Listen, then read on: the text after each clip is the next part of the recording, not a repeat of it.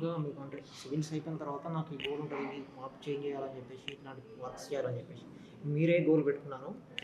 ఇంకా ఫర్దర్‌గా చేయాల్సినవి ఏమున్నాయి? అంటే ప్రిపరేషన్‌లో మోస్ట్ ఆఫ్ ద టైమ్ మన మీద మనమే we need to improve our self అనే మోడ్‌లో జనరల్‌గా వెళ్తూ ఉంటాం. కాకపోతే ప్రిపేర్ అయ్యేటప్పుడు ఎలా ఉంటుందంటే will learn more about the society. అంటే సొసైటీలో ఏం తీసుకొస్తే బాగుంటుంది. ఇప్పుడు మనకు కొన్ని చూసినప్పుడు అరే ఇది ఇలా జరుగుంటే బాగుండు, అలా జరుగుంటే బాగుండు అనే అనే అనే ప్రతిగాడ అనిపిస్తూ ఉంటుందన్నమాట.